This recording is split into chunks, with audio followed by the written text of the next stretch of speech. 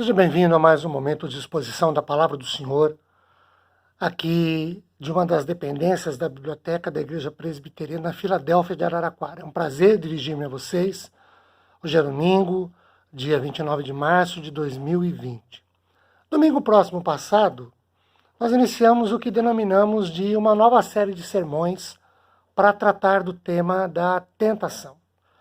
Tentação, segundo os dicionários da nossa língua portuguesa, é um impulso para a prática de alguma coisa que é censurável ou que não é recomendável, é um estímulo para um ato que, num primeiro momento, parece atraente, mas que, ao fim dele, na verdade, é proibido, e é proibido socialmente falando. Por exemplo, imaginemos uma pessoa com problemas de saúde, mais específico e objetivamente, alguém com diabetes, que vê um doce e quer comê-lo, e diz, nossa, que tentação é comer esse doce, ou comer um pouco mais desse doce. Ou um outro exemplo, pessoas que têm desejo de possuir, de ter este ou aquele objeto, um vestido, uma roupa mais cara, um carro, um determinado modelo, de um determinado ano, com determinadas situações que favoreceriam o seu bem-estar, isso de alguma maneira é uma tentação. Então, isso é entendido, segundo os dicionários, como um impulso para a prática de um ato que é atraente, mas que ele é proibido. Biblicamente falando, a tentação não implica na ideia de seduzir uma pessoa. Antes, tentar, segundo a Bíblia, significa pôr uma pessoa em prova, sujeitá-la a um teste. De acordo com Tiago, capítulo 1, versículo 13, que diz: ninguém, ao ser tentado, diga, sou tentado por Deus, porque Deus não pode ser tentado pelo mal, e Ele mesmo a ninguém tenta. À luz disso, nós podemos concluir e devemos concluir pelo menos duas coisas. Desculpem. Primeiro, toda e qualquer tentação tem sempre uma única origem, o diabo. Porque a Bíblia diz que Deus não tenta ninguém. O diabo é o inimigo das nossas almas, então toda tentação vem dele. Segundo, toda e qualquer tentação é um mal. E aí, nós afirmamos que a tentação tem um único objetivo, ou um único propósito: derrubar a pessoa, levar a pessoa a uma queda, prostrar a pessoa como alguém vencido, moral e espiritualmente falando. Ainda vale ressaltar duas coisas importantes sobre a tentação. A primeira delas é que uma tentação em si, como dissemos no vídeo anterior, a tentação em si, ela não é pecado. Cair em tentação, sim, é pecado. E a segunda coisa é que a gente precisa diferenciar tentação de provação. Bem, à luz do texto que citamos e lemos, Tiago 1,13, nós sabemos, pela Bíblia, que a tentação tem sua origem no diabo, porque a Bíblia diz que Deus não tenta ninguém. Então, a origem de toda tentação nunca é em Deus. Deus não tenta ninguém. E a origem, então, sendo do diabo, tem como propósito derrubar. O contrário é a provação. Então, vejam. A tentação vem do diabo, tem o objetivo de derrubar. A provação vem de Deus, tem sua origem em Deus. O objetivo da provação é edificar, construir, melhorar as pessoas no seu caráter moral e também no seu caráter espiritual. Bom, dessas duas situações, tentação e provação, nós podemos concluir 4 coisas. Primeiro, Deus nunca tenta ninguém. Tiago 1,13 afirma isso. Deus prova, Deus não tenta. Segundo, o contrário. O diabo nunca prova. O diabo só tenta. Terceiro, a aprovação vem de Deus, e a aprovação só pode vir de Deus, e tem o objetivo de construir. Então, A aprovação vem de Deus para o nosso bem. A tentação vem do diabo, sempre para o nosso mal, sempre para a nossa ruína, sempre para a nossa queda.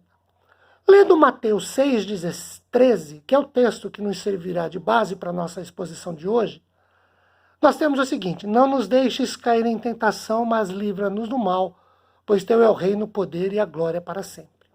Nesse texto, quando Jesus nos ensina a orar e a pedir a Deus que não nos deixes cair em tentação, não quer dizer com isso que toda a ação pertence a Deus e que a nós não nos cabe fazer nada, antes, passivamente, apenas esperar, tão somente aguardar. Não é nada disso, não.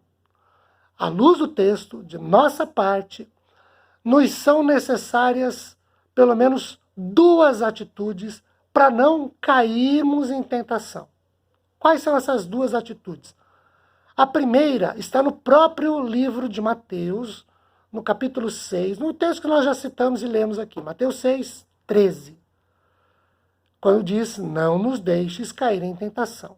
Um texto que corrobora com Mateus 6, 13 é Mateus 26, 41. Lá nós lemos o seguinte: vigiai e orai, para que não entreis em tentação.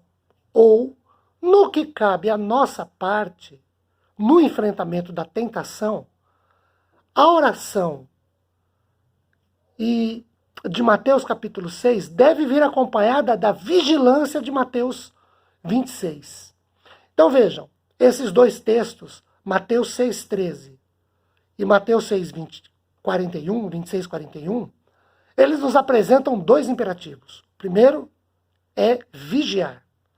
Vigiar é o mesmo que estar acordado, despertado. É o mesmo que prestar atenção. É o mesmo que estar atento.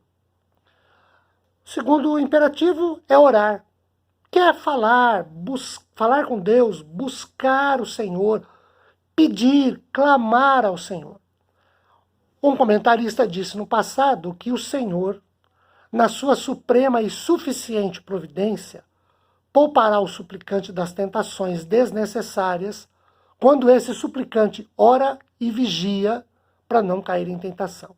Um outro comentarista, Matthew Henry, um renomado comentarista, ele sugere a seguinte oração: Senhor, não permita que Satanás permaneça solto sobre nós.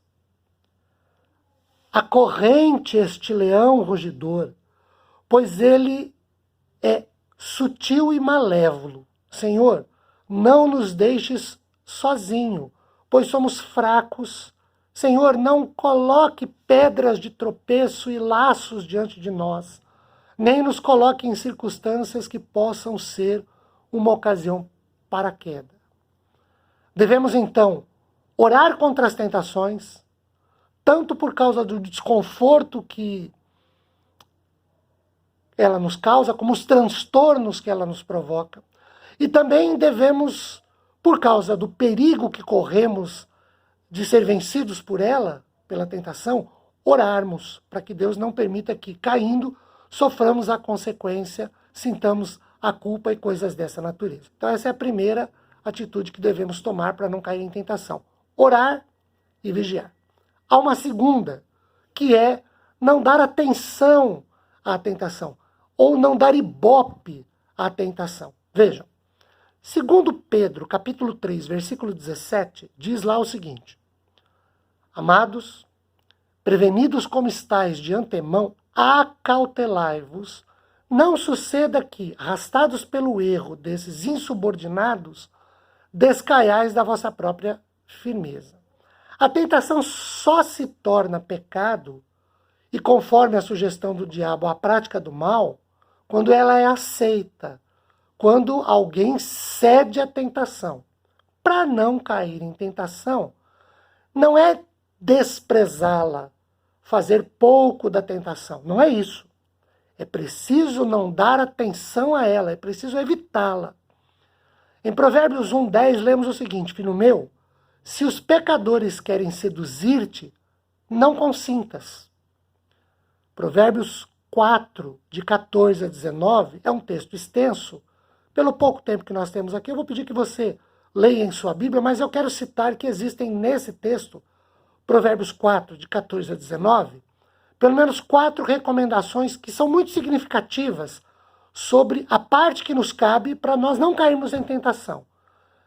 E essas 4 recomendações estão, 2 delas no verso 14 e as outras 2 no verso 15. A primeira no verso 14 diz assim, não entres. A segunda no verso 14 diz, não sigas. A primeira no verso 15 diz, evita. E a segunda no verso 15 diz, desvia. Esse não dar atenção à tentação significa não fugir dela, mas enfrentá-la, refugiando-se na palavra de Deus. Nós temos um exemplo bíblico disso. Está em Mateus capítulo 4 ou Lucas capítulo 4. São 2 textos correlatos. Nesses textos, tanto Mateus como Lucas, mas prendendo-nos um pouco mais a Mateus 4, quando Jesus vai ao deserto, levado pelo Espírito Santo, logo depois que sai das águas do seu batismo, ele vai para ser tentado pelo diabo. Vejam, Jesus não foge dessa tentação, ele não se entrega cedendo à tentação, ele enfrenta o diabo, ele enfrenta o tentador e ele enfrenta o tentador refugiando-se na palavra de Deus. Os versos 4, 7 e 10 de Mateus 4 dão-nos essa ideia. Então, 2 cuidados para não cair em tentação. Orar e vigiar e não dar ibope para a tentação. Não é desprezá-la, fazer pouco dela, mas é não dar ibope, não dar fama à tentação. Resistindo a ela, nós seremos vencedores e não cairemos em tentação. Deus abençoe a sua vida. Fique na paz do Senhor. Amém.